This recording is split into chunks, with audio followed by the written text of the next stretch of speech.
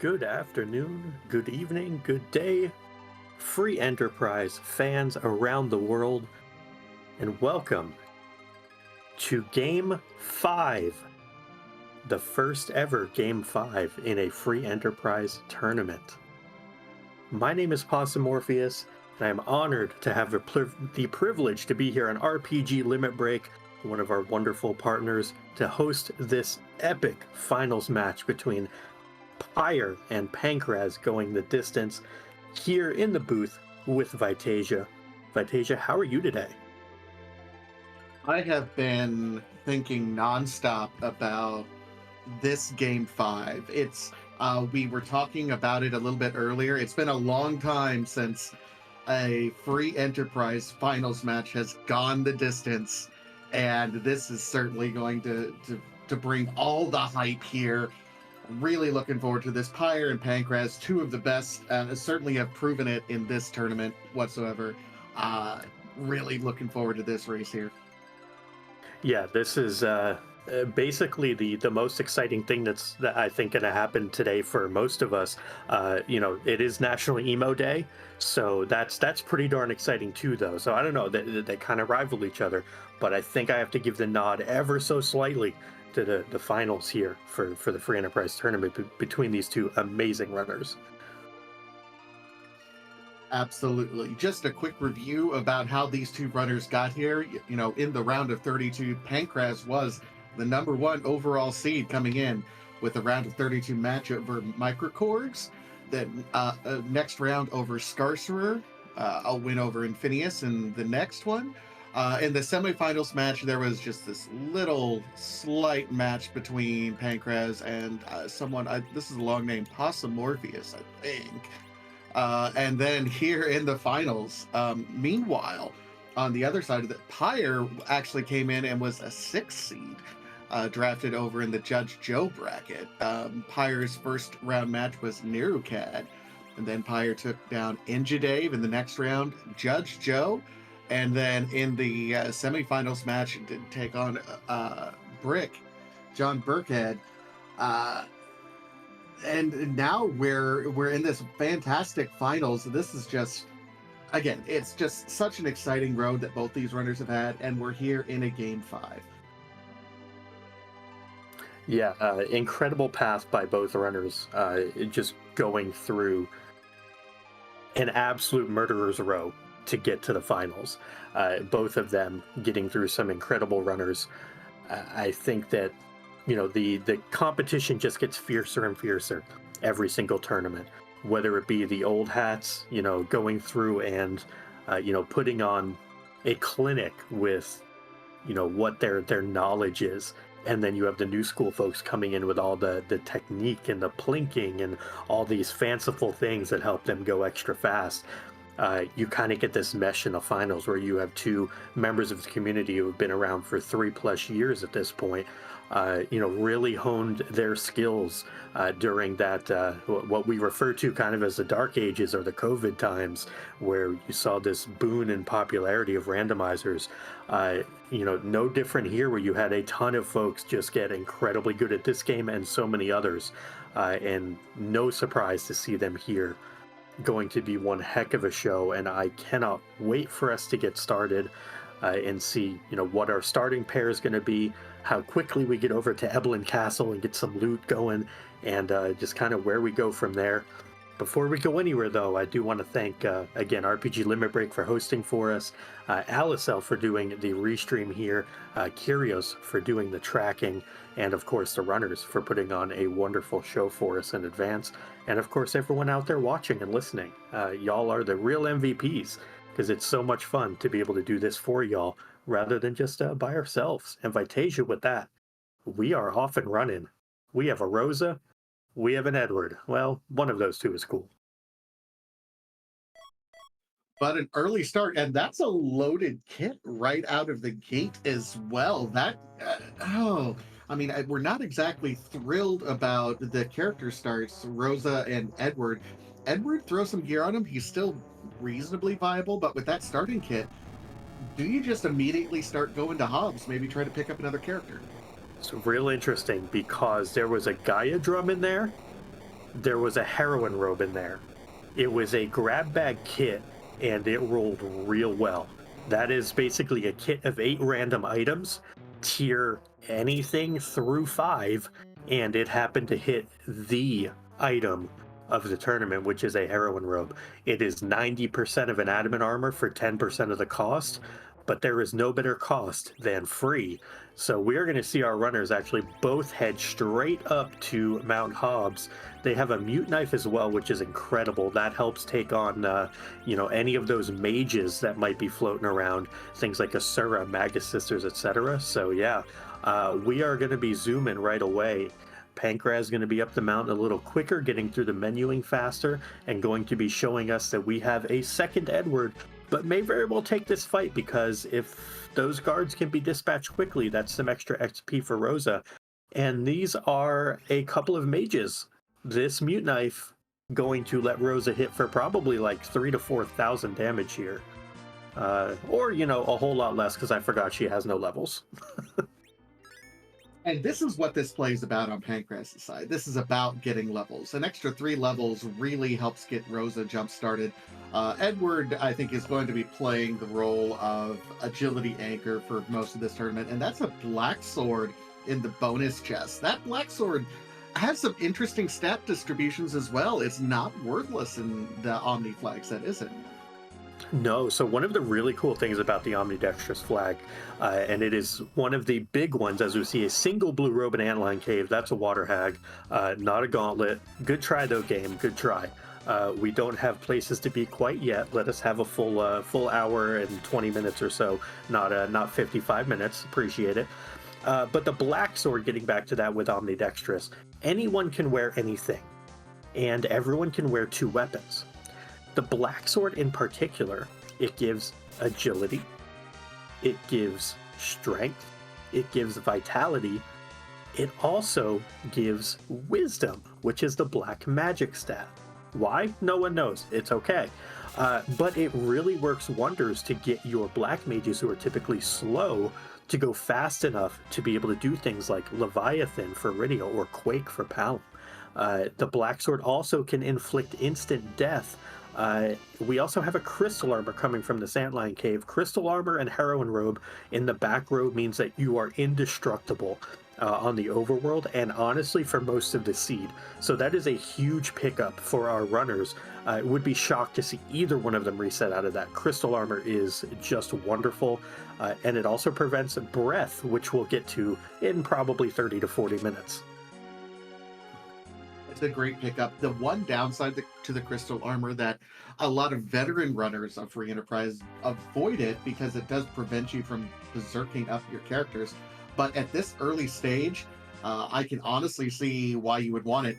And here's the interesting thing: Pankraz did reset out, said it is not worth it. I'm going to save my time walking out. Already had the levels. You got to wonder if Pyre kept the fight, in part not just for the crystal armor, but to get at least a little bit of levels that we saw Pankraz take a second ago. Yeah, that's definitely interesting, because I am shocked that Pankraz is not keeping that crystal armor. There's no guarantee we're gonna pick up other armor, so orphaning that is very, very speculative on his end, hoping that he's going to find other things, or maybe just lean into, if I have enough offense, it doesn't matter. I can just go burr anyway. Seeing Evil Wall is a good boss to have out of the pool, because it can punch real hard. So that's a fantastic one to not have to worry about. Our runner is basically mirroring each other, doing the same checks, the difference being Pankraz is reset out of Antline Cave, and Pyre had decided to reset out of Hobbs, but we're going to get our free key item check, and we should get a Flame Dog check, at least on Pankraz's side with the Black Sword. Not sure about Pyre. And we'll definitely get a Sand Ruby check sooner than later, because characters are at a premium right now, with this basically being the Rosa show and Edward tagging along for funsies. Yeah, and here's the interesting thing. It looks like Pankraz is perfectly comfortable. Ooh, that's a rune ring that Pyre picked up. That rune ring is going to come in handy here directly as well. That's Not only is it a fantastic piece of gear for anyone who can cast magic, but that's also some great resistance for those mad ogres, which is something that we're going to have to deal with sooner rather than later, I suspect. Yeah, we also found a headband in that treasury, which protects against charm, which is relevant. Pyre is saying no to the flame dog. Pankraz going for it. Makes sense. He has a black sword. Wait for the ATB to be at 0 or empty. Can go ahead, hit the flame dog, swoons it, silences it. The silence from the mute knife, the swoon from the black sword. Yes, they both show up anyway, and gets a crystal hat. So doesn't have a crystal armor, has a crystal hat. Crystal hat is nowhere near as good, but hey, he's got through that check anyway and on his way, while Pyre shows us a Cecil in bed. Now this is real interesting. Pyre says no to the Cecil at the moment. That's very interesting. There's been some interesting discussions about Cecil in particular in these flag sets. Dark Knight Cecil, normally you have to go up ordeals to get him activated, but with the OMG, again, everyone can equip anything, and that dark attack that we have available to him counts as a great sweeping ability. So if you don't have a black mage, it's very serviceable to sweep through things like the sylph chests. So yeah, it's very interesting because Cecil could be used as your sweeper, or he could be your exit caster if he's turned into a paladin. So maybe Pyre is just waiting, doesn't want to bring another character along, and just wants to go through and bust everything up with solo Rosa. Really interesting choice, though. While we see as some back row for Pankraz picks up a boomerang from the Kaipo shop, not too bad. The loot has been okay in Eblan. We saw like a dragon whip and some things, but not really anything super exciting. Not enough to take on the Staleman's skull, I don't think, although Pyre gonna get a little frisky here. And this is dangerous, unless we have, I guess, that crystal armor and heroine robe will do it, but this is going to take a hot second. I'm curious to see if we end up, putting something else on that might exploit a weakness for the skeletons. We might just be going pure damage, though, with the Ice Brand and the Dragon Whip. This is going to take a hot second, though. So I'm liking Pankraz's approach a little better right now, taking on these easier checks rather than the trap chests, especially, Pyre going to miss out on this XP on Cecil and, potentially any other characters that show up. I seem to recall we talked about getting an early Gaia drum in that item.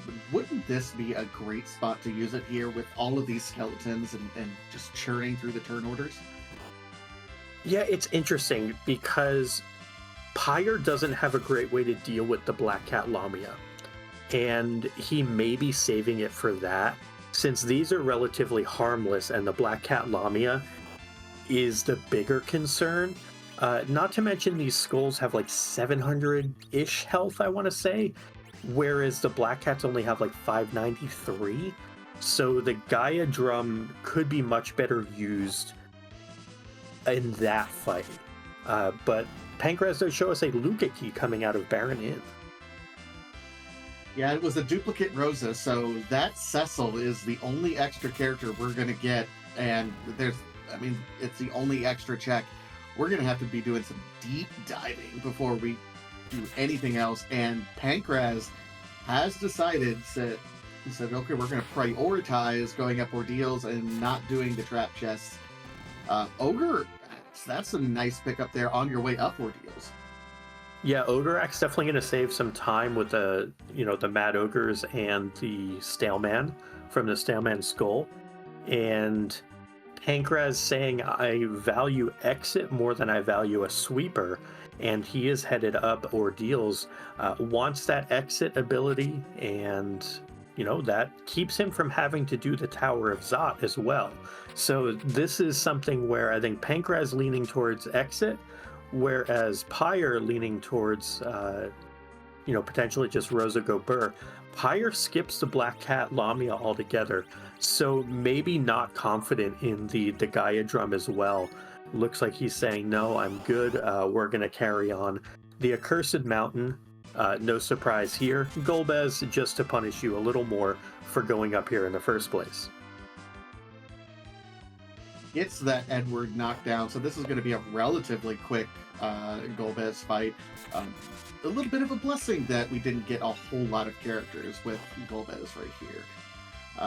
As Pyre finishes up the Mad Ogre's chest and just really got put on a clinic getting through all of these trap chests. And that was a Bahamut ore, but I think I saw Hanzo steal on one of the other chests. Not a whole lot there. Yeah, Hanzo is very meh. Edge swords are normally wonderful when Edge is around in a traditional seed. This is not a traditional seed, not a traditional flag set. This is Omnidextrous. So Omni, again, anyone can equip 2 swords. They're all basically Edge. 2-handed weapons can be wielded with 1 hand, so you can have like a rune axe and an Avenger going, or any number of things. It's one of those situations where the Omni flag dynamically changes how you approach seeds, and a lot of different characters get used in ways you'd never expect. So it's cool to have Edge's weapons, but honestly, you're very sad to see Edge weapons 90% of the time.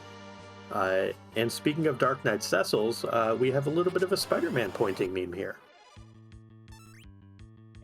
Yeah, Rose is going to be able to survive this. He's not doing a whole lot of damage right now. Meanwhile, Pyre is coming back for the Flame Dog chest, so a little bit of double dipping on Pyre's side, just a Crystal Helm and resetting out. Yeah, the double dip's not too bad because he can reset out of it, so it doesn't really impact his time too much. The big thing would be if he hadn't saved and, had to keep all that. It would be kind of worrisome. But we are going to get a peek of Mist Cave as well. I'll be very interested to see on Pankraz's side if he just goes straight down the hook as soon as he gets this Cecil online, or if he opts to do some of the Eblin trap chests as well. And the reason for that is Rose is going to have Berserk very quickly anyway. And so it's a question of, does he want to find that next potential character, or does he want to go ahead and find the potential power that Eblin Castle and the other trap chests can offer? But big moment here as well, because Pyre may also say, I'm not doing ordeals whatsoever, so Cecil, whatever.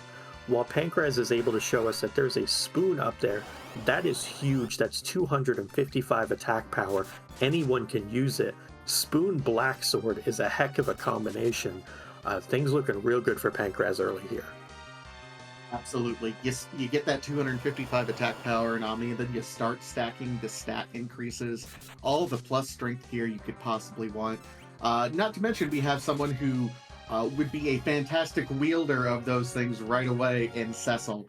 Who can now cast Exit, by the way. Super nice. We got 2 melee fighters and an Edward, he was there. Yeah, the thing about this is, this Ordeals play, while it is incredible and it yields a spoon, it isn't progression. It also takes a sweeper off the table. So if a sweeper doesn't show up, and what we mean by this is someone who can do AoE attacks, that would be Fusoya, Palom, Rydia, Edge to a certain extent. If we miss out on all of those characters, which is possible, and Cecil is the only sweeper in the seed with the Dark Wave attack, this actually could come back to very much so bite Pankraz. We just don't know. Pyre going in, he's going to pick up his Cecil now, and we'll see if he does ordeals or if he opts not to. But right now, the spoon is more important than having sweeping access, and access to the exit spell is very nice as well.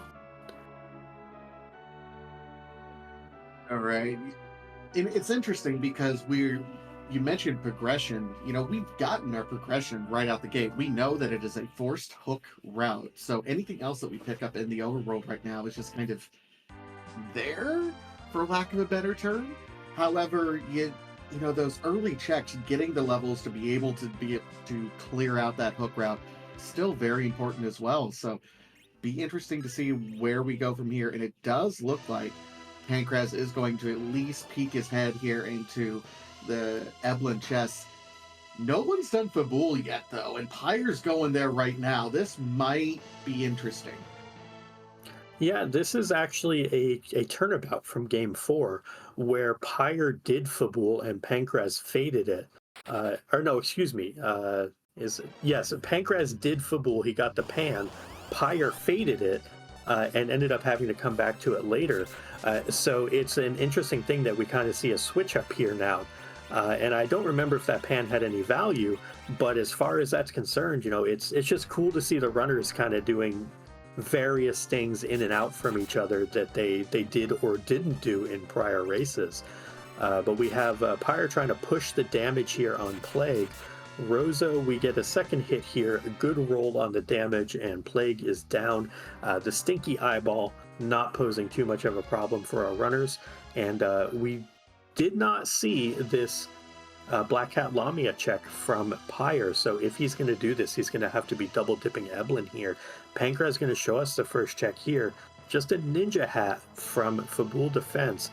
But we did pick up a couple of levels, which is not a bad thing.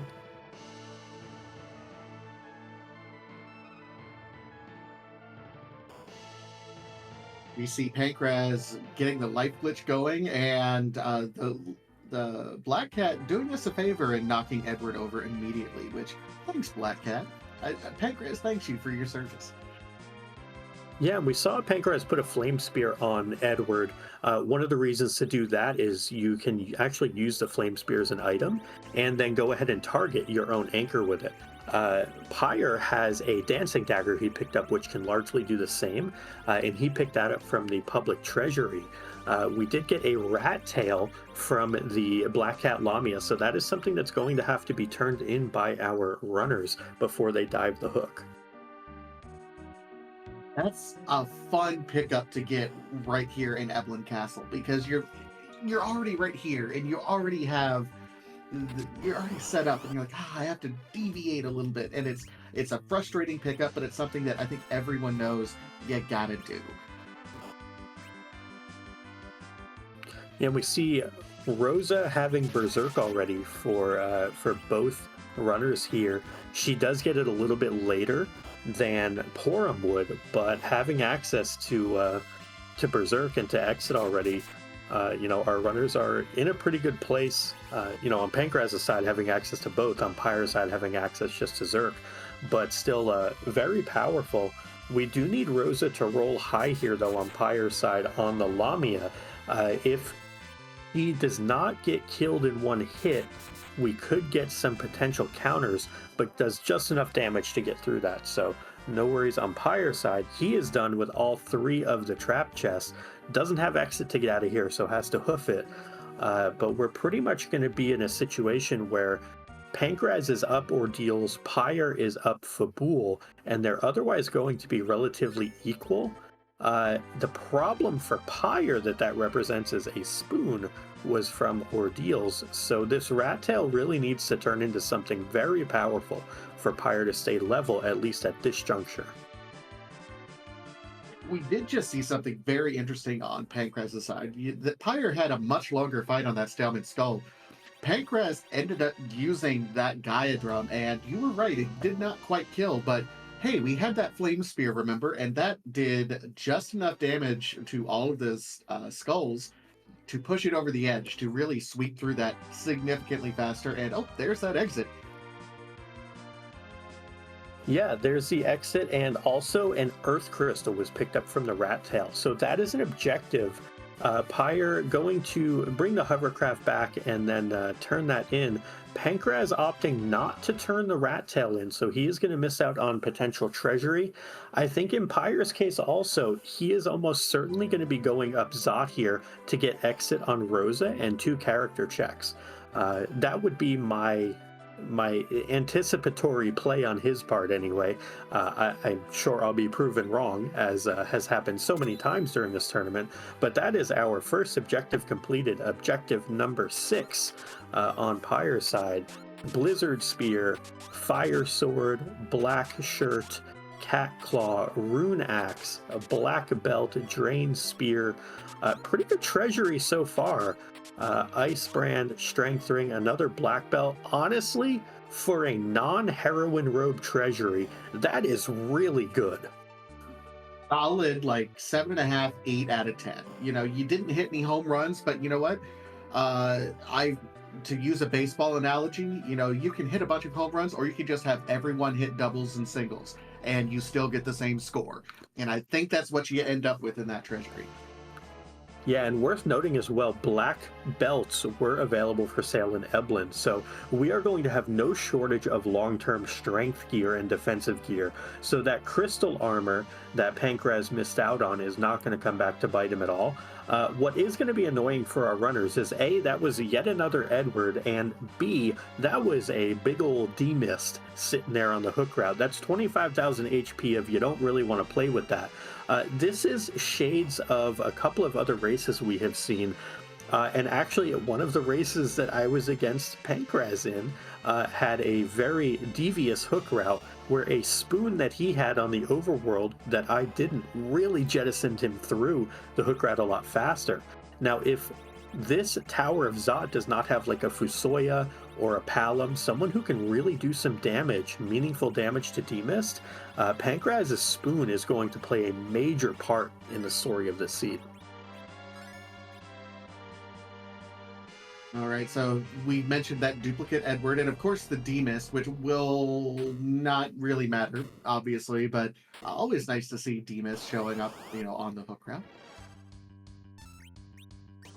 But I'm going to be significantly worried because I mean we have the power to get through the hook route anyway with the power couple of Cecil and Rosa here anyway. But doesn't it feel just a little bit safer on Pyre's side going up the tower and then seeing, hey, what other characters could we possibly end up getting just to make this a little bit safer? Yeah, I think in Pyre's side, the other part of it quite simply is he doesn't have access to exit. And doing the Tower of Zot gets Rosa exit. So I think this is a multi-pronged attack on Pyre's side that he's doing this for two very particular purposes. One is to try to find characters that are good, and the other is to get exit so he doesn't have to do ordeals. So this is something that I think Pyre was hoping for, and we'll see if it pays off. Aridia, that's a sweeper of sorts. We found Bahamut, so that's our sweeper. So Pyre doesn't have to worry so much about Dark Knight Cecil being a sweeper. He can now be turned into a Zerker, and he's a perfectly perfunctory one. Aridia can do sweeping. Who the second character is could also be real big, and it is another Edward. That is 4 Edwards on the overworld. Allie, please. Enough Edwards already. Look, everyone has their favorite characters, and that's perfectly fine if Edward is your favorite character. I don't know who hurt you, and I hope you really get some help because Edward is not good. I'm just happy that we got Aridia on National Emo Day because she's the closest one that has like the green hair, can do the little like hair flip, and like that makes me happy that we did find Aridia here, to celebrate such a glorious day.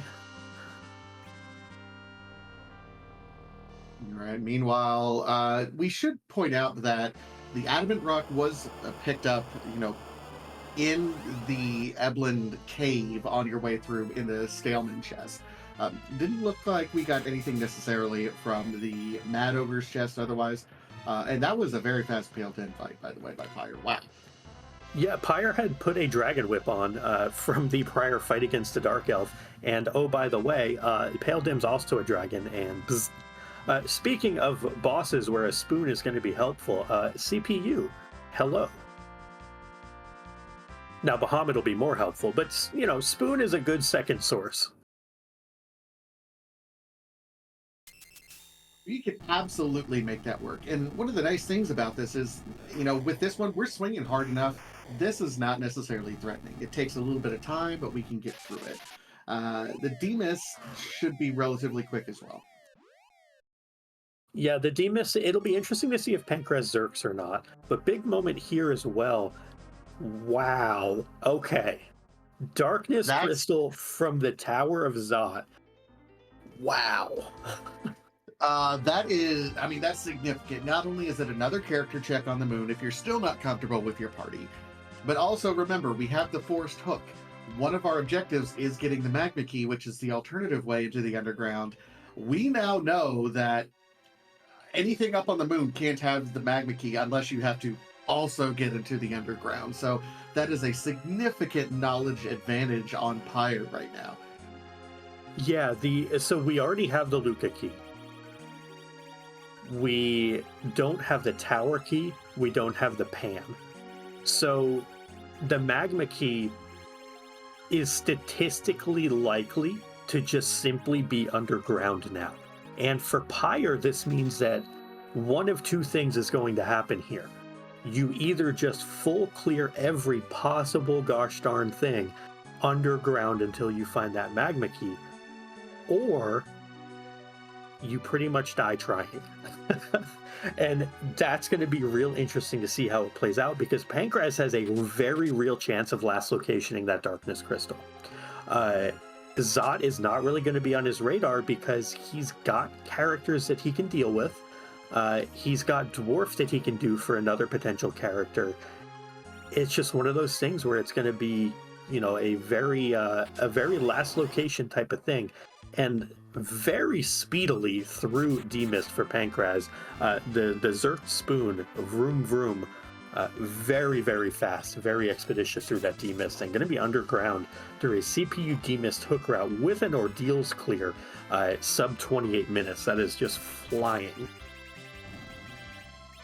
That is the nice thing about not picking up a ton of characters, is every turn is a fantastic turn when it's just the power couple right there. No sweepers, so Sylph Traps looks a little bit intimidating right now. So I think Pankraz and Pyre's routes, once we get to the underground, are going to be vastly different from one another. Yeah, I think on Pankraz's side, Tower is looking mighty fine right now. If not Tower, Dwarf, I would say those are the two options at the moment. For Pyre, he has a much different path he can take underground. Could go through and do Sylph, could do Feymarch, lots of different options for Pyre, whereas I think Pankraz's path is much more defined, but definitely going to be either Tower or Dwarf here. And we get the immediate land from Pankraz, which is I'm going up the Tower. We also saw a purple robe at the top, which is a Mylon of sorts. So I fully expect that we'll just be letting Cecil go bzzzt and let him take out whichever Mylon that is.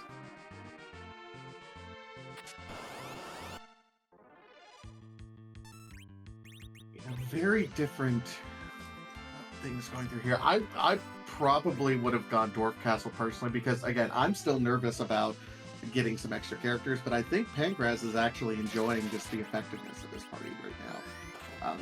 So it will be interesting.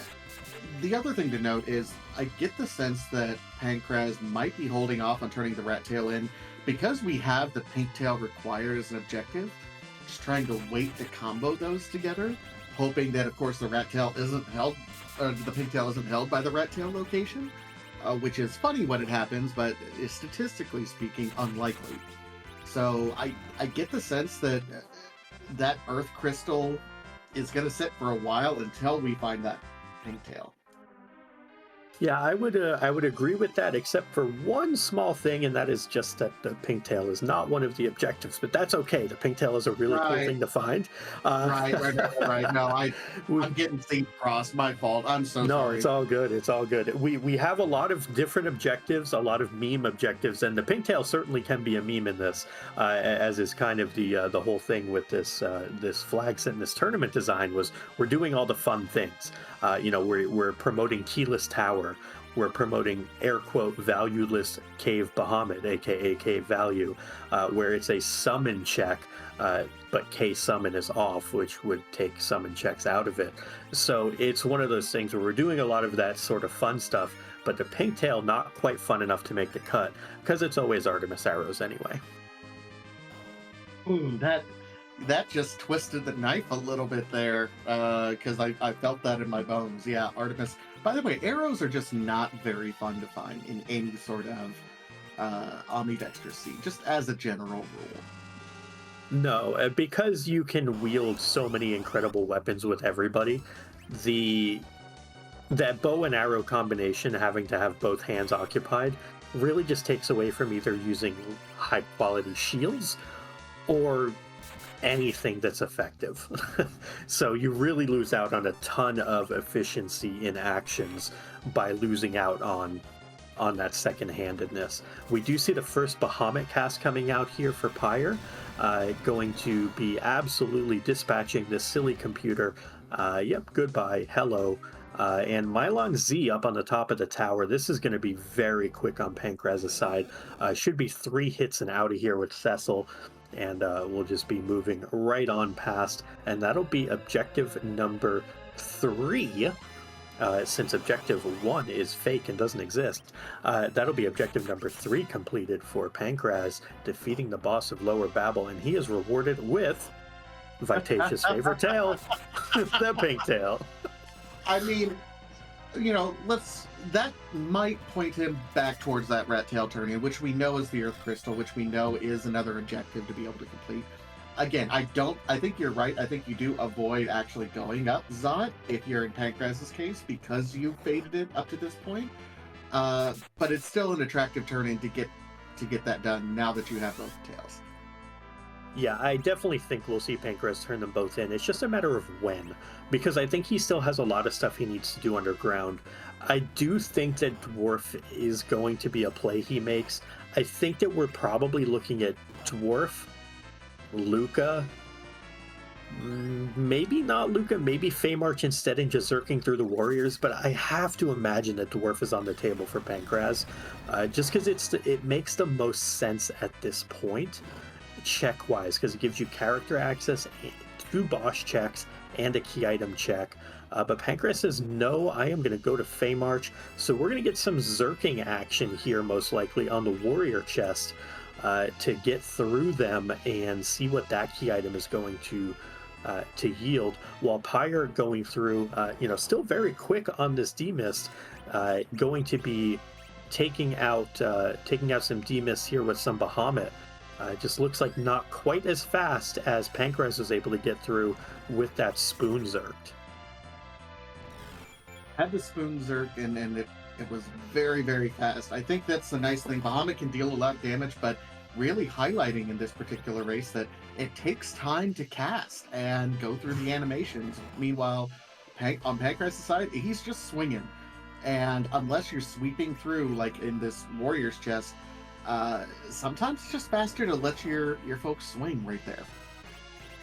Yeah, this is a major moment in that, Pankraz made up a ton of time, or picked up a ton of time, I should say, on demist, but every single time that Pankraz has to sit here and zerk for one of these, what we would call sweeper fights, he's losing potential time or giving it back to Pyre.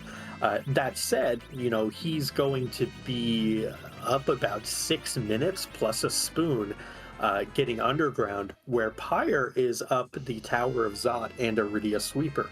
So Pyre can make up a lot of time in Sylph Cave, can make up a lot of time on the warrior chest, and has knowledge of where his darkness is. He has knowledge that Valvalis is the second boss of Dwarf.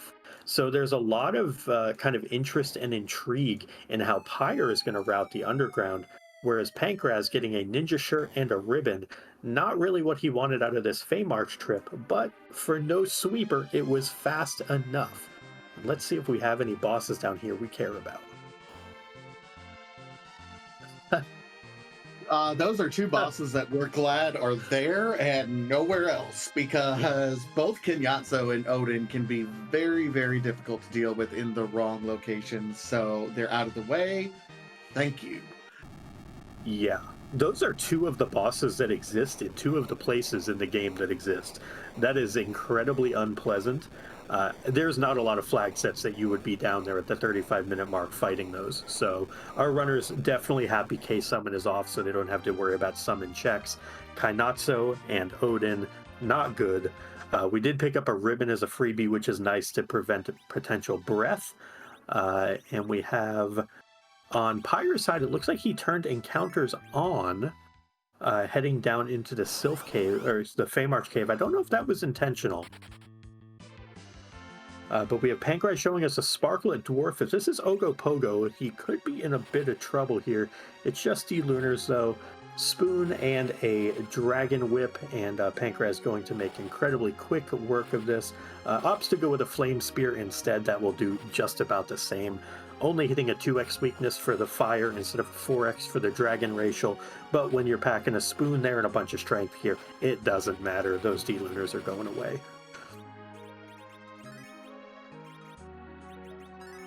All right, so here comes the Val fight. Who's the other character? Are we going to get 5th Edward? 5th Edward.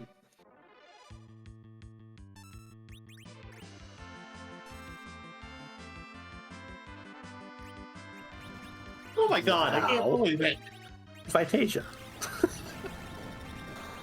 I swear, I didn't look at anything. I'm just jinxing everyone right now. We did see Pyre expertly run buffering there, which is needed for Bahamut or Leviathan. Is able to just one Bahamut and done with the warrior chest, so makes up a bit of time there.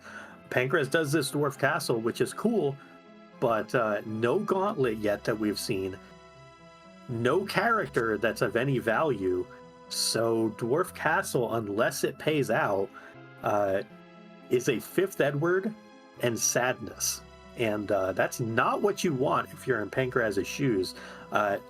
In one of their prior races, he did Dwarf Castle. Pyre did not do Dwarf Castle. They were but a couple moments apart time-wise, and a Dwarf Castle may have been the difference in that race. We'll see what it has here, and will it also potentially be defining a Legend Sword? I would say that is pretty required. So Dwarf Castle has the goods.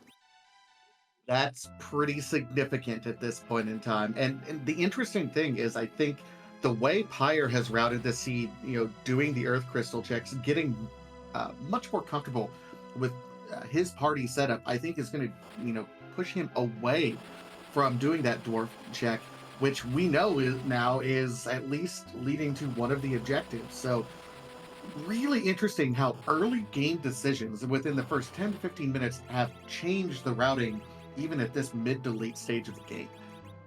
Absolutely. And chat, get your predictions in real quick while we have a bit of time. What do you think the Forge is going to be? Pankraz being very generous and giving us some time to get our guesses into chat. While he is buying Bacchus wines, the only place you can find him is stealing or in that shop. And we get a fiery hammer. That is a thing that exists. That's a phenomenal weapon. That's one of the big boomsticks. We have here Pyre casting Bahamut on the mobile and Dark Tree. One of the issues with not having a 5th character is that you simply don't have enough people popping into the queue unless you perfectly run buffer. And it is very, very difficult to perfectly run buffer those fights. Just a life staff from that first one. Pyre going to be moving on to some ghosts now. These, thankfully, you don't have to buffer as aggressively, and you can just go ahead and get the Bahamuts off anyway. Pankraz diving into Sylph as well, not going to the Poison Treasury side, though, where Pyre is currently introducing all the enemies to the ancient Dragon God Bahamut. Yep, this divergence is something that we kind of expected. When you don't have a sweeper, it's not as attractive to do the Treasury. Power Shirt, this is a great chance to really get things equipped for everyone, but it's, we'll see. Does any value come from that Poison Treasury? Pankraz, of course, very easy to deal with the Tiny Toad lady. All you do is make sure that she's dealt with first, and then the rest of the toads just kind of sit there. Yeah, and a bit of an issue on Pyre's side. We ran out of MP on Rydia. Bahamut is expensive. Bahamut costs 60 MP, I want to say it is, and only had 58 MP. 58 MP is less than 60, and therefore we could not cast Bahamut. Thankfully, breath protection exists. We kind of talked about this ad nauseum already, but all these different things that resist part of the breath attack that those mobiles will do means you resist all of it. And we get a Ninja Blade on Pankraz's side. Again, edge weapons, Hanzo Steel, they are just no good. Not what you want to see.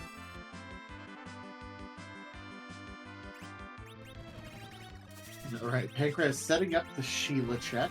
Remember, Pankraz has not done Fabul either, so at least doing the setting up the double time here, while Pyre's still clearing out these Sylph chests, making very quick work of the Poison Treasury. However, nothing really standing out in terms of everything we've gotten up to this point. No, frankly, this Poison Treasury has been awful. And the reason is, like, the strength here is cool, but we've already seen black belts, so we have a heroine robe. Like, the power shirt's cool, the elixir is kind of okay, but like, where's the crystal sword, where's the Excalibur, where's the Avenger, where's the stuff that makes you really want to have come to Sylph in the first place? A Gungnir spear ain't it. Like, we're getting all blanks effectively here on Pyre's side, so hopefully this centipede chest has it. Otherwise, no sweeper will make no difference. The pink tail turns into a dragoon spear. We already have a dragon whip. Dragoon spear kind of does the same thing. The pass is a passable reward from Sylph, but that is, that's not what you want. No, I mean, you're happy to see it, and it may push you to doing those moon checks maybe a little bit sooner than you normally would. But you're right, we're still looking for this magma key. Luca Cave is looking a little bit attractive right now. Both runners have had the Luca key for quite a while. That's a location that feels like it might hit this time. I can't give any other explanation other than it feels right, which is why I was eliminated in the round of 32 and not, later. Yeah, I think as far as that's concerned, Luca seems like a pretty good check at this point. For Pyre, I don't think as much for Pankraz, and the big reason for that simply is the warp spell. You can't exit out of Sealed Cave, and you can warp out of it. So Pyre has a bit of a leg up on that particular check, and that's why I think you're much more likely to see it from Pyre than you are to see it from Pankraz. Meantime, we, of course, just finished up the one check for Bull Defense, and now we're doing Sheila, which is, drum roll. Oh, thanks, Sheila. Yeah, so Fabul is full of agility manipulation and nothing else. Murasame is cool insofar as it reduces agility by 5. Pankraz saying, I am going to do Zot because I need characters and I need progression. Pankraz basically has Zot and Luca Cave left, as well as the Poison Treasury.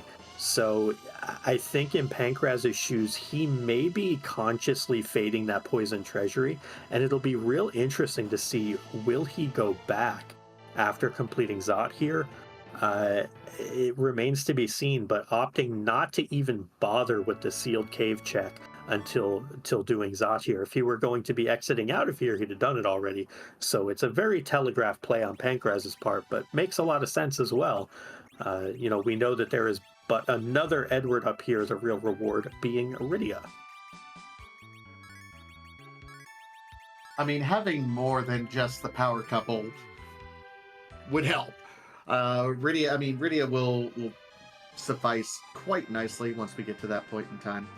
Meanwhile, Pyre climbing the tower will be getting really everything that we got in the tower, so just doing it maybe with a little bit more efficiency. Yeah, although I don't know how.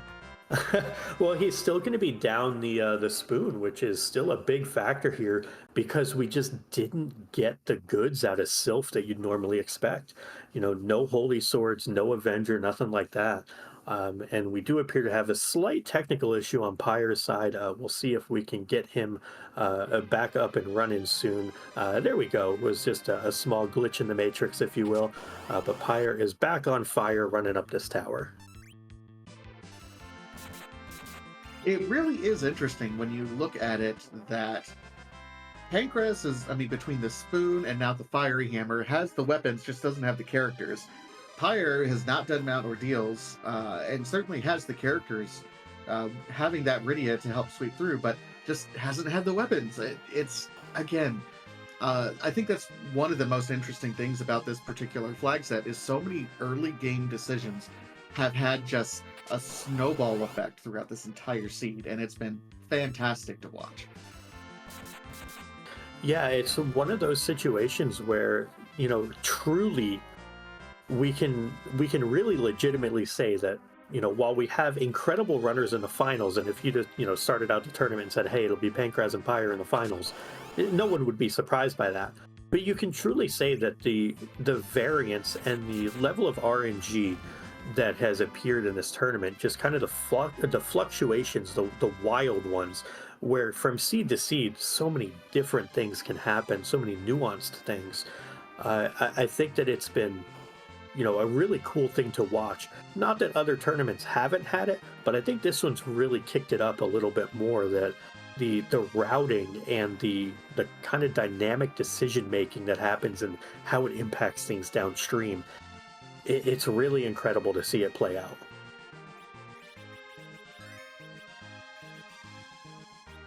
All right, so Pankraz also dispatches that Paladin quite quickly, while Pyre is about to take on this Mylan fight here directly. We'll see what Pankraz does with this Darkness Crystal, because I think this is a pretty key decision point on Pankraz's side. Yeah, Pankraz has an emote in his own chat, which is xPankraz TTM, and that TTM stands for To the Moon. Pankraz is a known moon lover. There is a small issue with that. The Magma Key. Pankraz is going to know that the Earth Crystal came from the Rat Tail. That darkness comes from the Earth Crystal, and that was available on the Overworld.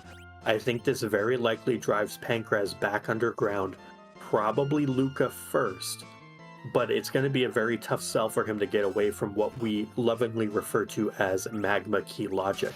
And Pankraz immediately heads down. Looks like he's going to go Sylph rather than Luca, but this makes a ton of sense because, again, that Magma Key logic, but also, you know, he wants now having a sweeper to get through the back of Sylph here, teaching Rydia Bahamut. Likely he's going to take either the Centipedes or the Mobile fight as his first fight to get her some initial levels, and then turn her into a sweeper as long as he has the MP restoratives to do it. So I think that's going to be Pankraz's approach here, to get Rydia online as soon as possible. It also then opens up the hairdryer chest on the moon to allow him to just kind of go through and blitz all that.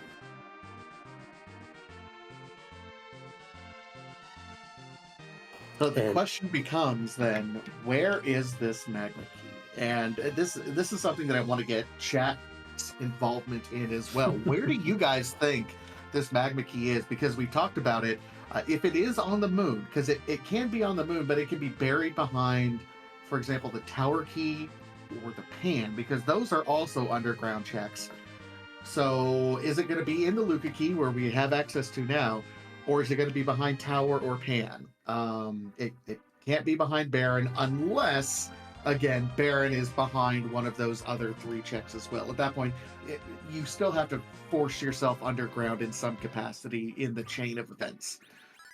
Yeah, I think what I would like to personally see, because it has been such a thing, a nonsensical thing in this tournament, in fact, is to have the Gauntlet and the Magma Key behind a Moon Baron Key.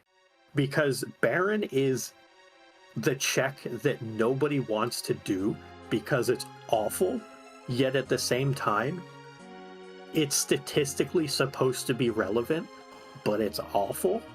And it's had so much value the entire time in this tournament that I think it would be a very fitting end if it were a hard required Baron Key, Baron Castle from somewhere on the moon. That would be fantastic.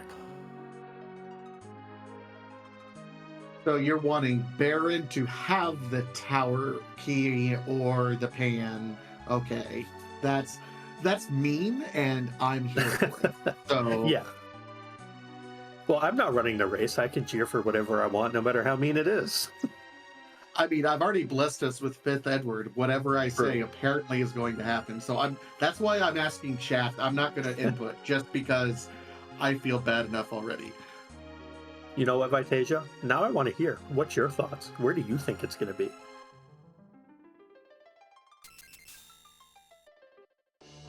There's that Baron key. Oh, no. My gosh. I think, you know what? Just to keep it even, so it's underground, so it still makes our logic. I want it to be there. I want Pyre to have to make a decision here. So this is really interesting because in I think the very first, or maybe it was the second community race, I can't remember what it was. There was a Baron key in Sealed Cave, and the Baron, and I flat out said, for me, I was like, nope, I'm resetting out of it. Saw the key item, said, no, I'm gone. And it then showed up like 4 more times over the course of various asyncs, and then showed up like 4 more times in races. And the Baron key just kept showing up at Sealed Cave. And so honestly, I am totally on board with the Baron key being here, because that has been another kind of staple of this tournament. It's been phenomenal. I hope it works out for our runners, of course, and they don't fall into the same fate that so many of us have regarding Sealed Cave and Baron. But again, it makes sense for Pyre to do this check. He's got warp. He can get on out of here. Pankraz is going to be following in his footsteps, though, hot on his heels, and is going to be up Dwarf Castle. Was able to make very quick work of the back of Sylph as well. So Pyre going to be a little bit behind Pankraz here as far as check for check is concerned. That Spoon still making a ton of difference. But honestly, this is still anyone's race, because at this point, it's really looking like the moon is going to be hard required, which is great to see. Cross our fingers. Probably just jinxed it. My bad. I mean, you can't curse it any more than the seed's already been cursed. So, I mean, cursed or blessed? How many Edwards does it take to go from blessed to cursed? What's that line? Whatever it is, it requires clerics to cast it. And if I know my math right, they can both bless and curse. So...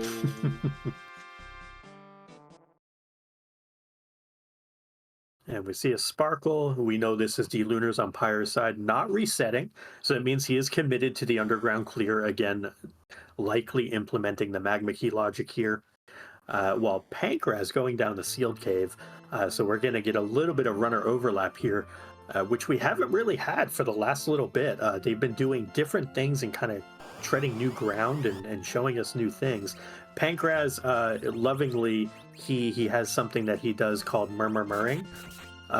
He is murmuring so hard at that Baron key right now, I guarantee you, having run a lot of races against him. This is something that nobody loves to see. Pyre, of course, probably not super happy to have seen it. Pankraz likely also not very thrilled to see the Baron key there. The question is, will Pankraz reset? I think the answer is going to be no as well. And quite simply, the reason for it being no is it could lead to the Magma Key. It also has 2 bosses we haven't seen. So I think you have to, in this case, chase it because of the Darkness Crystal and what it represents. I think there was a very good chance that Pankraz could have actually reset out of this had he not already gotten the Darkness Crystal, just because of how long a check it would be. Leave a save there, go do other things, and come back potentially if needed.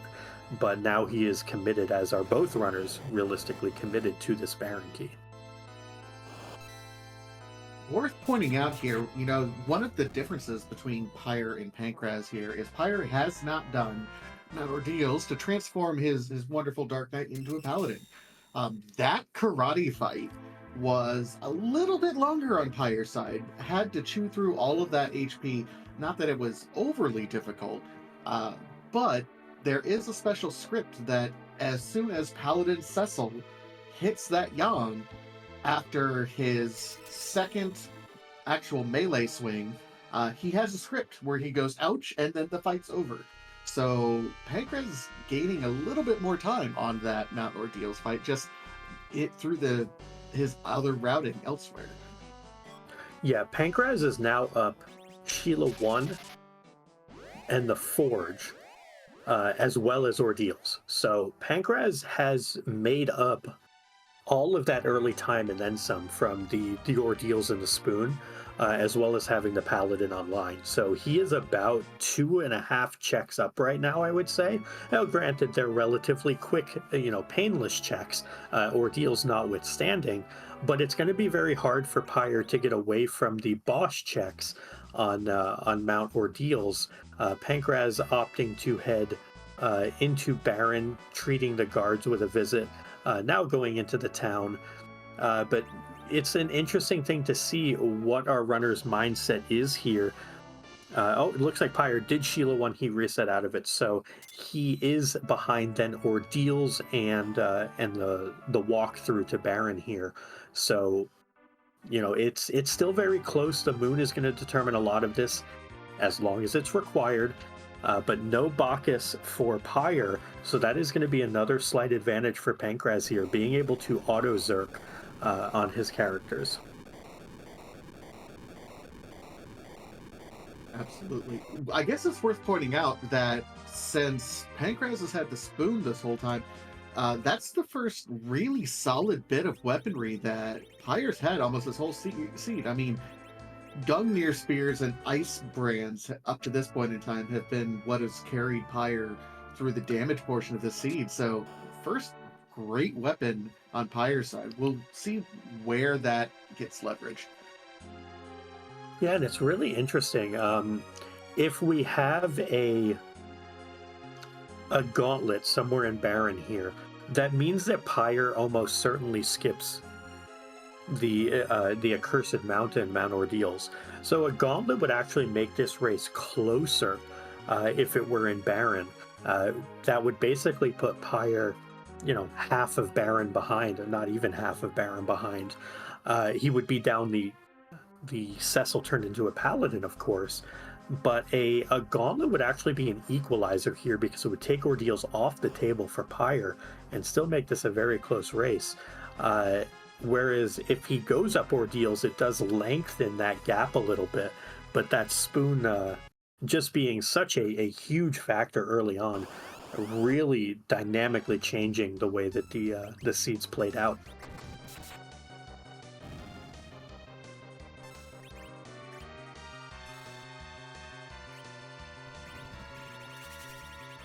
Rydia going Burr on both sides, taking out Mylon and friends. Magus Sisters dropping for Pankraz as well. And we are going to find out, first of all, do we have a 6th Edward courtesy of Vitasia? We don't. We have, Yang is a pile of HP, and that's about it on this flag set. Not exactly who our runners wanted to see, but a better warm body than Edward. So yeah, that's good for our runners, I suppose. But more importantly, does Baron have the Magma Key? Does it have the Twin Harp? Is it a Zonk? Magma Key logic is what has driven our runners to Baron Castle. Oh, this is a big question that Pankraz is going to answer for us. Drum roll, and it is, yep. And Pankraz leaving Baron, not peeking for the gauntlet. So he is making the odds play here. This is Pankraz saying the gauntlet is somewhere on the moon or the giant. I am playing the odds that it is not in Baron basement.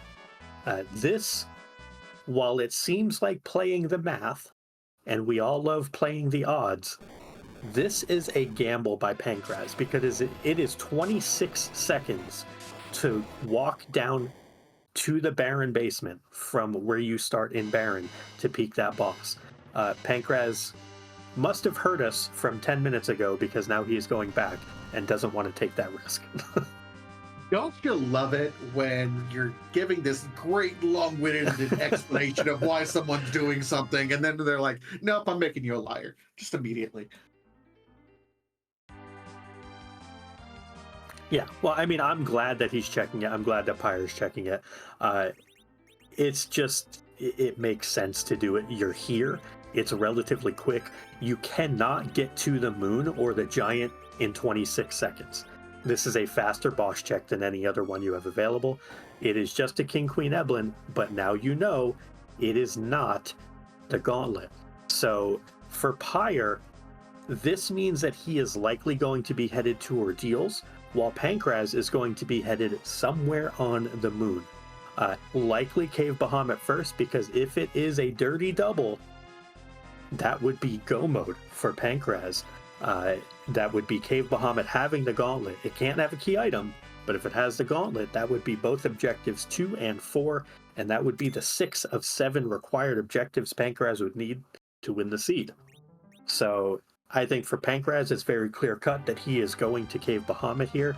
For Pyre, he may actually do the same, because he might also say, you know what? Bahamut could simply have my go mode. I'm going to say, heck, Ordeals, we're done. We're going to the moon. We're putting our eggs in that basket. So real big moment here for Pyre to see what he opts to do.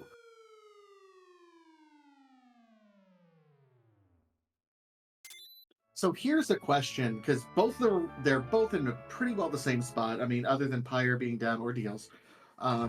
When you go to the moon and you're in this position, do you prioritize, because you can check, the lunar dioceses, and you can also check the trap chests. Because you're still hunting for that Fabul Gauntlet, do you prioritize those boss checks as well, or do you try to open a couple trap chests along the way? Or what's your strategy when you approach the moon?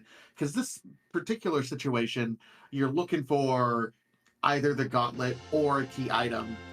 Has happened many, many times over the tournament.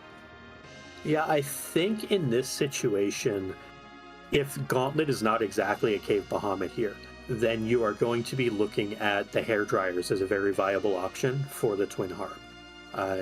It's such an easy check. It's one cast of Bahamut and you're done. Just the dolls, speaking of one cast of Bahamut and you're done, it's such an easy clear here and an easy clear on the hair dryers chest, which is the chest on the lunar path, kind of to the left of the not Crystal Palace, whatever you'd call it, the Moon Palace. I forget the word to describe it, but that hairdryer chest is just so easy and so accessible that you kind of have to do that. And then from there, the giant becomes fairly appetizing. So does the bottom of the moon. I think Murasame Altar actually gets orphaned here because you have the gauntlet potentially in the 4 bottom of the moon spots. You have the giant, you have the last arm chest, you have hair dryers. I actually think Murasame gets skipped here just on a pure numbers play from our runners.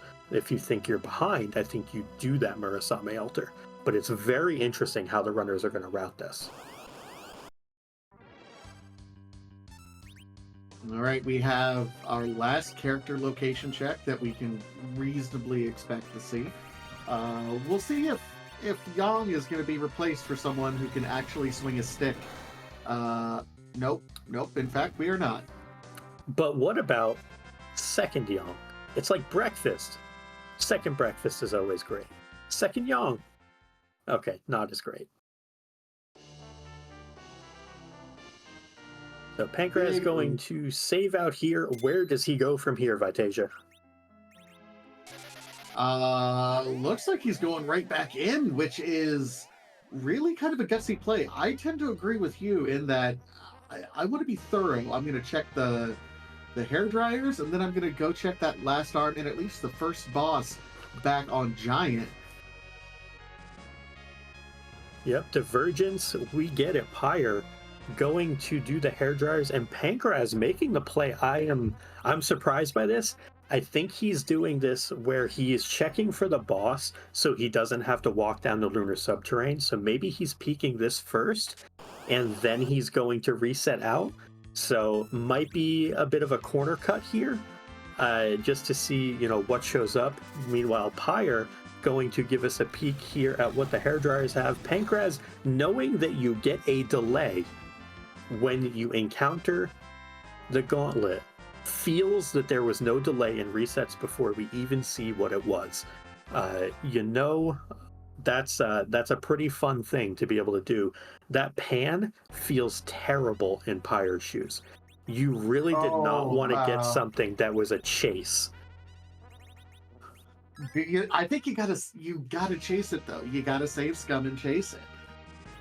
I think you do that after, yeah, in this case, you do the giant. If you're doing the hairdryer play, you're doing the giant as well. In Pankraz's shoes, he's saying, I'm not doing either.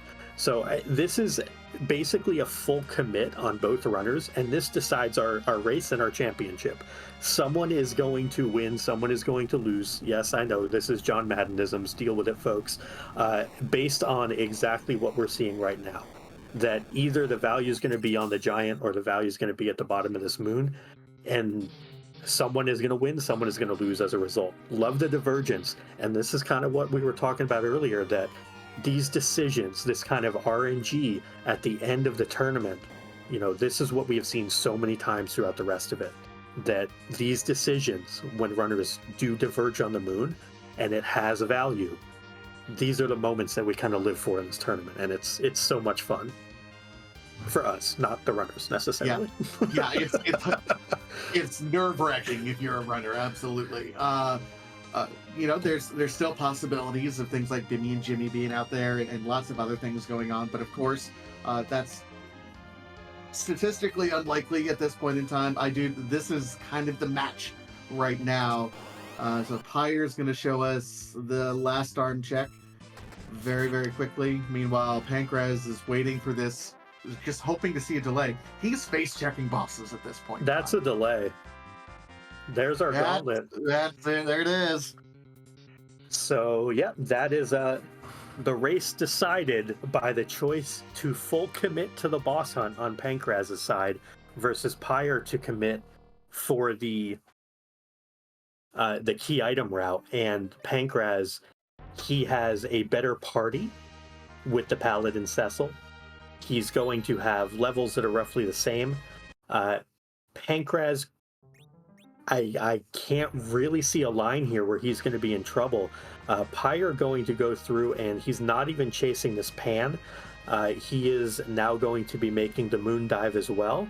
But I think that this one is very much so in Pankraz's hands now. Yeah, the other thing to keep in mind, we found the pass, which is great, but no Twin Heart. We're done with all the other checks. We're already at the bottom. I think we just walk around, right? Like, it's statistically just easier to do that than exit out and try to get in the other way.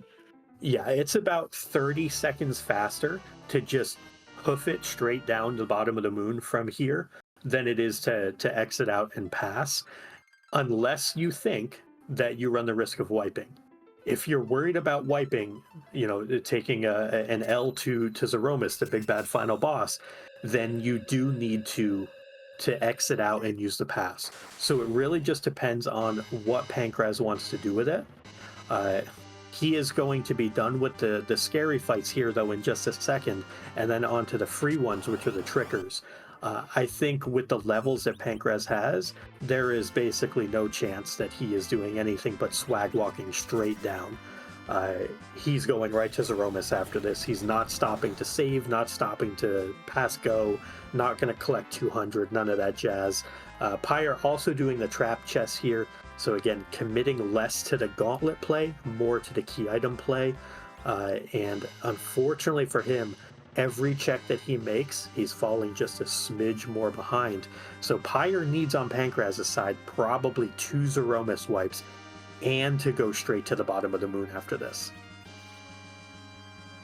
It's these sorts of instances why you can never look at the finish times, you know, Right. side by side. And just, this has been an amazing close race from start to really just about the 1 hour and 7 minute mark. I don't think these two finish times are going to be particularly close when we get there. I tend to agree with you on that point, but it doesn't say the whole story of the scene, because these two have been incredibly close. You know, that this is the game 5 match. They've been back and forth, and it all just hinges on a coin flip. Yeah, and I mean, there's our tower key as well.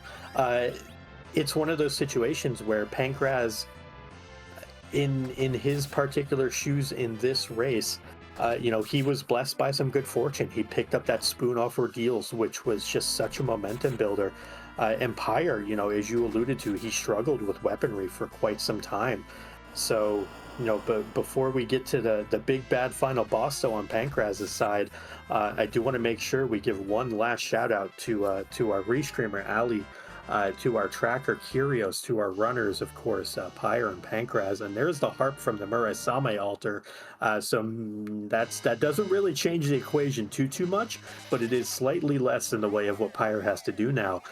So maybe he can get away with one wipe instead of two from Pankraz. Vitasia, though, it is always such an honor to do comms with you, and I just appreciate being able to have the opportunity to be here with you. And chat, I know that there are some flags that y'all need to put up here, and I am going to let the man, the myth, and the legend do what he does best. Vitasia, take it away, my friend. Oh, and of course for the OMG Memers Guild flex, that it wouldn't be a meme if we didn't meme at the very end. These Z flags are another community meme in the free enterprise community, because we like to randomize things. We randomize harp songs, we randomize sprites and locations. We cannot randomize where Zeromus is located, though, because he just hits a little too hard in a few too many places. So what's the randomizer community supposed to do? When you use the crystal on Zeromus and he shows his true colors, he will transform into one of nearly 700 different sprites submitted and curated by our community team. So the Z Flags is really asking a very simple question: whose butt are we gonna kick tonight? And tonight's butt is Elder Dragon Miss. Yeah, no D machines in this tournament, but we got plenty of dragon on the screen right now. So fantastic to see this this dragon get its butt whooped. Pankraz doing about 11,000 damage around with Cecil and Rosa, getting a virus out to nerf the Big Bang coming out from this Zeromus here. It hits Edward, could not have had a better target if you asked or tried. And yeah, Pankraz just a dragon away here, and probably 2 to 3 minutes of berserking swings from being a two-time free enterprise champion. I believe he would join Dusty Griff as the only two-time champion in free enterprise, if I'm not mistaken. That sounds right. We'll double check with our historians, though, those of us who've been around for a little bit. But yeah, just kudos to both of these runners. Yeah, this is going to be very quickly done. I'm curious if we're going to get the harp music as well. I mean, if we can get harp music during the Zeromus fight in Game 5 of the finals, I mean, that'd be pretty cool. Regrettably, folks, we are talking over the music, so hashtag deal with it. Enjoy the music. It's going to be cool. But we have to talk about the fight that's going on as well, because it does, in fact, determine the championship. So we get some lit threes being reflected, Pankraz pushing a little bit of extra damage here, and to go with those Zerkers, trying to skip the second Big Bang altogether, trying to push straight to rocks. We see a shake. That means we're going to get 4 more Berserk swings before, and that was a pretty long delay. That might have been the phase tip to Meteo. It was. There's rocks. Pankraz cannot possibly lose the fight from here. 1 to 2 more swings, and that is going to do it, folks. xPankraz, with the snap, crackle, boom, pop, whatever you want to call it there, defeats Pyre in Game 5 of the OMG tournament, and he is your OMG Memers Guild champion. Congratulations to the 2-time winner, xPankraz.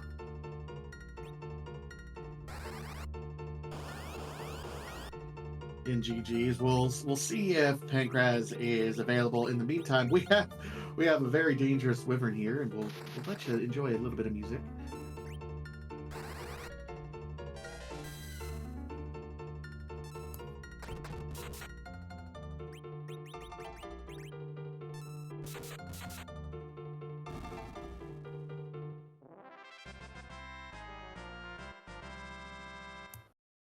All right, that's all the music y'all are getting, because we are joined by the one and only xPankraz.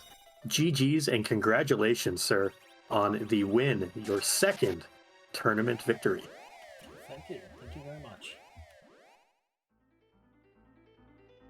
So the first thing that we have to ask you is how many murmurs did you unleash? Because we swear we could hear it from here when you saw that Baron key in the Luca cave. It was a delayed murmur. The first thing that I thought was, of course it's here. Of course the Baron key is in Luca in Game 5 of the finals of this tournament. Because that's been a menace, a thorn in my side throughout the entire my practice, all my races. It is in itself a meme. And just for being so much of a time sink. And, well, after that, after I said, of course, that's when it started. There's a lot of murmuring. And that's quickly faded once the Magma Key did pop up. I was hedging my bets. I knew that, Magma Logic, and once I got Darkness from Earth, from Rat, from the overworld that I didn't turn in before going underground, that needed something in my hands to help out. And, well, it was either going to be behind that Baron Key, behind a Lunar Tower Key, or behind a Lunar Pan. And, well, I'll roll the dice on 1 and 2. With 2 extra boss buys. Yeah, definitely. And I'd like to follow up. I know there's, lots of murmuring. As far as the Accursed Mountain, you've done it again. And I reference this because it didn't have necessarily the value you wanted in progression, but it gave you an exit caster, and more importantly, it gave you an overworld spoon. And I don't know if you've had a chance to talk to Pyre about it yet. He never did ordeals. That spoon provided a ton of early damage for you that really kind of sprung you into the lead, or initially helped you catch up and then sprung you into the lead. What was the driving factor behind you doing ordeals? The party that I had too many duplicate characters showing up. So I was dealing with Rosa DKC as my primary party. I wasn't hedging my bets on a hook rat character at that point, just because, well, see this being mean. And, assume worst case scenario, I want somebody with a little more HP than a Dark Knight Cecil when going down the hook route. Knowing nothing that's down there, knowing, DKC is still on the table until I finish the mountain. DKC is still on the table. Dark Imps at King Queen Eblin is still on the table. There's a lot of gross things that could be at the Ruby spot itself. So having the little extra HP and exit, ultimately, since, Rosa in hand as the white mage, like having just both of those in the pocket made the hook dive a lot more appealing, made it definitely a lot safer in my eyes, and with having all of Eblin's cave, castle, etc. still on the table for experience, getting all of that on a brand new Paladin Cecil can just get him to very comfortable HP and really let me start doing things. I won't have the Dark Command. Oh well, we'll find a sweeper when I get to it. And eventually ready a turn back. So ultimately, just to play for a little bit more party power, and got rewarded with that spoon. And that I definitely felt the power of it, especially during Against the Demist once I equipped my black belts. Doing 3,000 or 2.5 to 3,000 damage unberserked was, well, let's just call it good. You alluded to it a little bit there, but can you tell me, what drove you to the decision? You were comfortable with your characters at that point, and because another inflection point happened is not turning in that rat tail before doing the hook route. Pyre did, and got the Rydia, and got, everything that was out of the treasury, which ended up being, quite a bit of gear as well. Can you tell me a little bit about that decision point to not turn in the rat tail before going underground? Because it felt like that swung into 2 very different races from that point. Part of that was I forgot initially. Leaving Eblin Castle, took the hovercraft over, I entered, and once I opened or started to go open that first chest in Cave of Blana, I remembered, and I'm like, crap, I've got the rat tail. And I was tempted to walk back out and go turn it in with a save, and I'm like, no, we'll put it off till later. There's only like 2 things that punish me, like if it's an Earth Crystal or if it's like the Baron Key that gives a character. So we're just gonna put it off. We'll get a pink tail later, maybe. We'll turn them both in together, and we'll cross our fingers really hard that it's not something that'll punish me. And well, then I went back above ground and I turned in the rat tail. And as I'm walking into the grotto, I'm like, okay, this is Earth Crystal. That's really bad, but we're gonna just see. And it's Earth Crystal, so it was really bad. And then we saw, and the whole time then that I'm climbing Zot later in the game, it's just a matter of what is up here? Who are the characters up here? Is Gauntlet up here? What's the Piano Lord? How much could this potentially punish me at this point? After having put this off for so long. That's why I didn't open the treasury. Like, you can't at that point, you've already seen the time. B, my gear was stellar from having already forged and having the grab bag heroine robe plus black belts.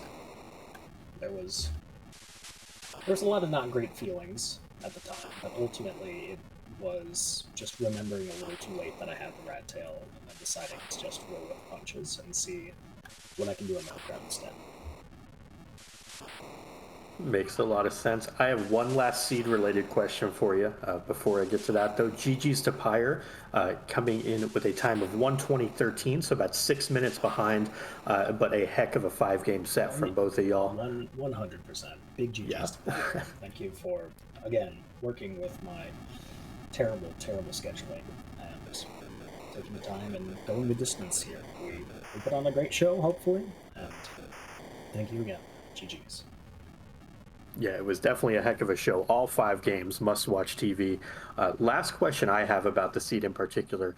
You got to the moon, you went to Cave Bahamut, I assume looking for the Dirty Double, Value Cave plus the Gauntlet, and then immediately chose I'm not doing anything but peaking bosses, so you're full committed to the boss play. Were you willing to live and die by that, basically put the tournament on the line and say, I either win or lose based off this play? 100%. There you have it, I'm folks. only missing 3 boss checks. We're going spying. We're going to see what we can find, and if I don't find it, I hedged my bets, and it's a better odds than diving for the needle in the haystack of Twin Harp in who knows where. So we'll live or die. And hey, we lived. And Vitasia, any other seed-related questions for Pankraz? No, I think we ended up, that was a very thorough, that probably one of the most thorough interviews I think I've heard from Free Enterprise for quite a while. We got real in-depth there, but once again, GG's to you, Pankraz, just putting on an absolute clinic of a show. Both you and Pyre the entire time. So just one last GG's to our now 2-time tournament winner, xPankraz. Thank you. Yes, congratulations again, GG. And so we will see also if we can get Pyre in, for an interview as well. And I believe with that dinging in our ears, we are joined by Pyre. GG's to you, sir. One heck of a race, one heck of a series. GG's, thank you. Yeah, it was a really fun series, pretty close and pretty nerve-wracking the whole time, which is always fun. Yeah, and just to kind of start things off with you, if you're open to talk about everything, we'd love to hear your thoughts on the seed. If not as much, we totally understand going to 5 games and not quite getting across the finish line. Certainly likely to be some disappointment there, but I just want you to know that from everybody, it's been one heck of a series, and this race was no different. Y'all were about 30 seconds different getting to the moon, and it was just simply how the moon routing worked out that decided this one. It was an incredible race, as all of them have been. But I wanted to kind of ask, starting with that moon routing for you, what kind of drove you to take the path you did, where you opted more for the hairdryer's chest and like the giant play and all that, whereas Pankraz dove the moon right away, dove the boss checks. What took you kind of on that train of thought? Well, I haven't done ordeals yet, which is 3 boss checks. Plus, I could have easily taken those guards to check Giant 2 fairly quickly as well. So with those boss checks still on the table, I didn't feel too comfortable just running down and checking bosses. So I decided to try to hit for key items as fast as possible with taking selective chests on the way down to the bottom of the moon after Myrna Altar. But that was pretty much it. I had too many bosses left on the table for me to want to try to hit the gauntlet somewhere. Definitely makes sense. I guess the other question I have is your early routing. You opted not to do ordeals, and you alluded to this. Was there a chance you would have done that had the Earth Crystal not shown up, looking for an exit caster? I was kind of, speculating that that might have been the driving factor for you to not go there. Was Zot showing up, the Earth Crystal showing up, being able to get exit on Rosa meant that one of Cecil's chief abilities for the party was kind of compromised. Was that a contributing factor to that, or was there something else kind of in play there, thinking, well, maybe Pankraz will do it, so I won't? No, that was pretty much to go up there to try to get another sweeper if possible. Like I had DKC, but no real weapons to get him to sweeper status.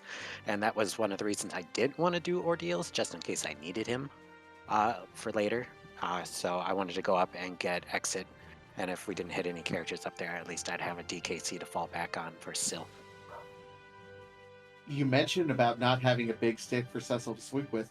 Ironically, that came from ordeals that was a bit of a swing as well. The spoon was located on Mount Ordeals as well. So really, I mean, I think every decision that you made was the correct one. It just that swung it quite a bit as well. Getting the Paladin Cecil, and then he had the stick to swing as well that came up there.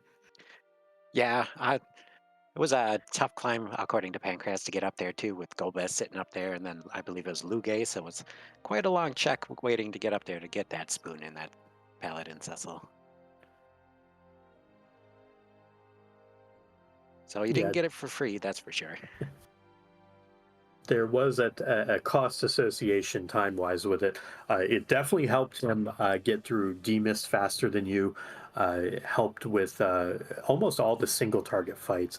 The multi-target, you had an early edge, of course, having the Rydia available, but it was still just a heck of a race, a heck of a series.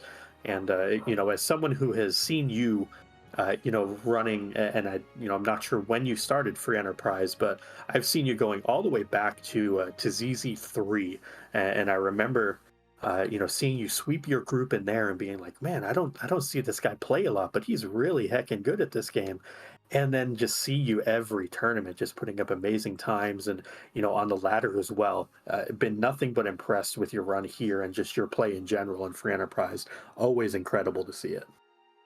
Thanks. Yeah, I believe I started just after the Fabul Gauntlet. I played a little bit and then took about a year break, then came back for a year after ZZ3, I think it was. And then from there, for the most part, been playing pretty consistently. But yeah, it's been a lot of fun learning the game and getting to play everybody, especially seeing everybody's different play styles and how they think and route and everything.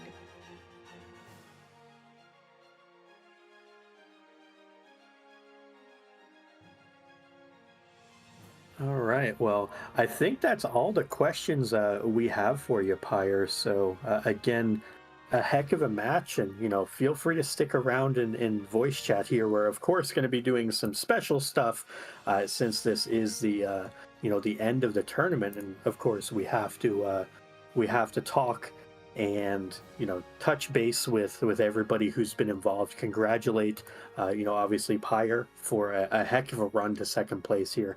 Pankraz coming in and doing a wonderful job getting that victory here and his second tournament win overall. But just an incredible tournament start to finish. And I do think we are going to be joined by some of our workshop helpers and some of our event team, whoever is available. And just want to make sure to thank everybody who was involved in that, even the folks that aren't able to make it here right now today. But Alicel, who is restreaming this race, has been just an integral part of keeping this ship afloat, if you will. Loof, Beauty and Discovery, Cubs, all is part of the event team. Pankraz, part of the event team as well. Plumeria Knight and Scythe Marshal, unsung heroes, really doing a lot of the dirty work behind the scenes, have just been absolutely incredible in everything that they have done. And of course, the rest of the workshop helpers and everyone else contributing. Y'all are absolutely incredible. So for those who are here and just want to, say anything about the process and how we all came together and got this thing off the ground, please take it away. It's been an honor and a privilege to work with y'all on this thing. Maybe I should start, I suppose. Hi, folks. I'm Scythe Marshall, the event team member who wasn't actually competing in the tournament. So as a non-competing member, I got to sort of see a lot more of the behind the scenes and inspect and watch the tournament unfold without necessarily needing to grind the flag set. And so just a couple comments. I know some parts of this tournament weren't for everyone, but I think we tried out a new to us format and showcased a different but still exciting way to play free enterprise that we've maybe never really seen before. And I hope you enjoyed the tournament experience, whether it was as a racer or a restream team member or as a viewer. I'm really proud of everyone who participated in the tournament. Everyone learned at least a thing or two, even if it might not be super relevant for typical free enterprise gameplay. For example, all the commentary about Dark Knight Cecil being a really good sweeper, throw that out the window without the Omnidextrous flag.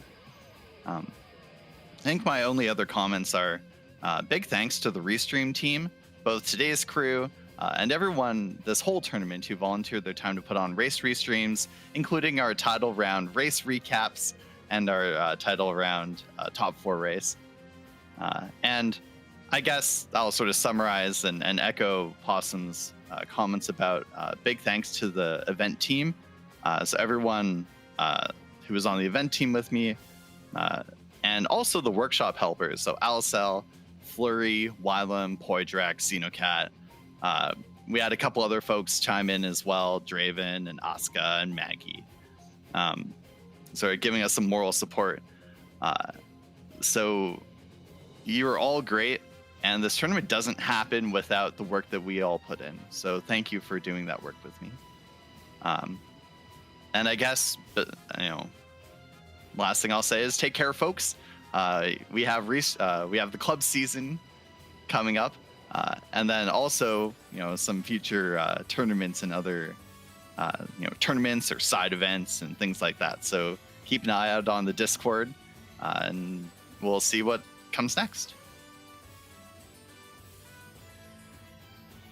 Yeah, and Pankraz is our other event team member in the call at the moment. Anything you would like to share as part of the experience with the event team, or anything, any shout outs or thank yous you would like to throw out there? I mean, both of you have summed up most of it.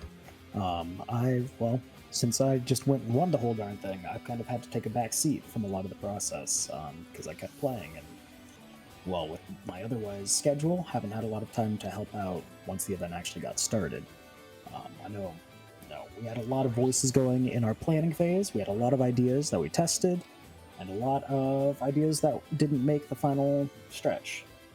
But like Scythe said, I hopefully everybody found something enjoyable in this event. We've tried something new. It was a good time. We hit the mark with some things. We missed the mark with a couple others. We'll see how we can iterate for next time. And, we wouldn't be here without the extreme hard work of everybody in the event team. Scythe Marshall, especially, with all the minutia behind the scenes, with Alicel stepping in, with Plumeria Knight, making our layouts and everything from scratch, because, we had to make something. And we made something. And I'm glad that it turned out as well as it did, that everybody here put in as much work as they did, and thank you all. Thank you all for all that you've done. Thank you very much for those kind words, Pankraz, for the entire team. I want to make sure we give some time to Alicel here. She has been phenomenal getting everything handled on the restream end, on the workshop helper end, put in as much or more time than anybody else. So want to make sure that she gets her due as well, and I know she has a couple words she wants to share with us as well. So Ali, take it away, my friend. Hi y'all, hopefully you can hear me. I have never hot mic'd any of my sources. It'll be great. I just wanted to come in and say thank you so much to all of the viewers, the event team. We are so thankful as the workshop helpers. We would not have had a winter event, a fall event, if it were not for y'all. And we just are so thankful for the work you put in, the ideas going around. Just, I am thankful to, of course, Scythe Marshall. You and I really kind of work together on some of these NCA parts. Since being the only non-competing admin, it's hard. So I'm just super thankful for y'all. But yeah, thanks to RPG Limit Break, thanks to the Restream team, the Restream leads. Y'all have been fantastic. But I do believe we are actually joined now by Flurry. And yeah, Flurry, why don't you give us a little bit of a announcement? What's up, gamers? How's it going? Y'all can hear me okay. I know I didn't get balanced, I hope. But yeah, just to kind of start off with a little bit of echoing what Allie said. As a workshop helper team, we were at a point where we were like, we don't think we could run an event. So it's like, do we not run an event, or do we try to get an event team together, knowing it was going to be a limited timeline? And we decided to do it, and I think what the event team did and what has come of it has exceeded the expectations I had several times over. Really proud of you guys and how this turned out. But that's not why I'm here. I am here to talk about the future of free enterprise, specifically from the development side. We can now talk about what we've got on the horizon. There are two things that we'd like to talk about. The first is a small update that's going to be 4.6.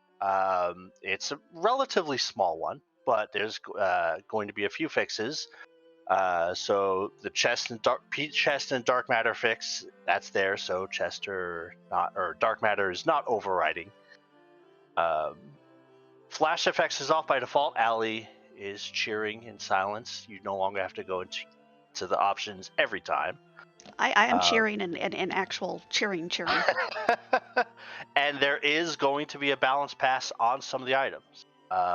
We'll have the details, and everything I'm talking about will be posted in announcements basically as soon as I'm done chatterboxing here. But yeah, there's going to be a few buffs and nerfs to some items, and another balance pass to try to freshen things up. As far as 5.0, I know there's been a lot of talk on the server about what it is and what it isn't. We can give a little bit of clarity that it is a framework that's going to happen for free enterprise. Can't really give too many details as far as like what that actually pertains to. We don't have a set timeline on it because, as you know, our developers have a lot of things going on in life. This is all work that they're trying to do as best they can. But in the meantime, we figured, hey, there's going to be a little while. We should probably let and see what folks can do on their own. So we are starting the pathway to going toward open source. And the first part is going to be releasing the 4.x source code. That should be in, we'll have that posted, I would imagine, within the next couple days. And that will be the current version that we're playing on, 4.5. 4.6 will get merged into that repo once it's out of beta. We're going to do a beta of 4.6 to make sure the balance passes are good and the 10 GP heron ropes don't break the game. Oh wait, no, we're not actually doing that. But yeah, making sure all the balance changes are what we're hoping them to be. And then we'll merge 4.6 in. As of right now, the plan is not to have public contributions to that repo until 5.0 is finished. However, this repo will give you the ability to create your own web server. I believe Wylam has one up right now, as well as generate seeds on your own with your own source code. So if you want to become feedback and ideas, you can do it. I there's a couple of ideas out there that have been floating on already, but yeah, y'all will be able to kind of do the things you think might be neat, and then when it comes time for 5.0, we'll talk about getting all the stuff we can in there. But that is down the road. For now, the plan is to have the 4.x repo up and posted within the next couple days. There will be a channel on the workshop Discord. I believe it's going to be called Code Central, unless someone comes up with a better name. That'll be in the development channel, where we'll have all the details as far as how the code will be handled, and anyone who needs help getting this up and going. And yeah,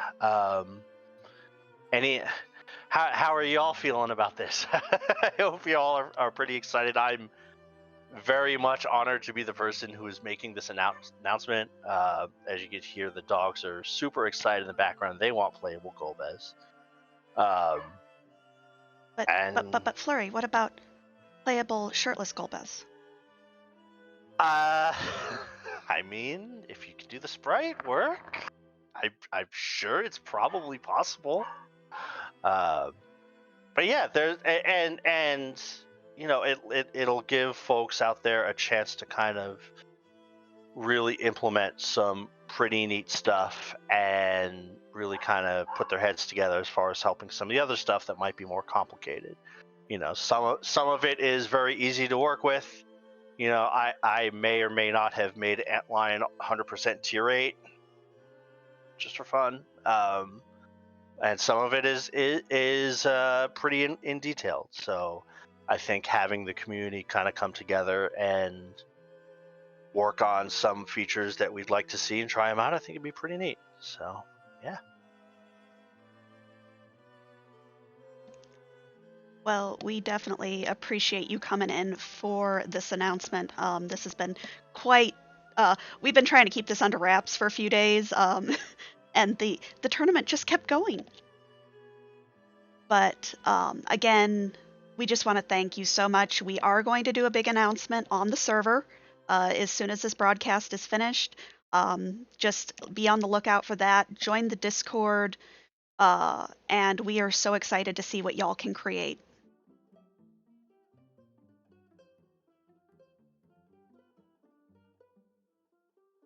But with that, I think we are going to go ahead and end our broadcast tonight. I want to have us go and just send our love somewhere. And I would love to go see if we can't go send some love to Really Really Longathon. They put on some great marathons. I know Xenocat, one of our wonderful workshop helpers, has helped out there and plays a 20-hour speedrun, which I couldn't do. But I am looking forward to seeing you all in the Discord. Thank you so much for OMG, and y'all are just amazing.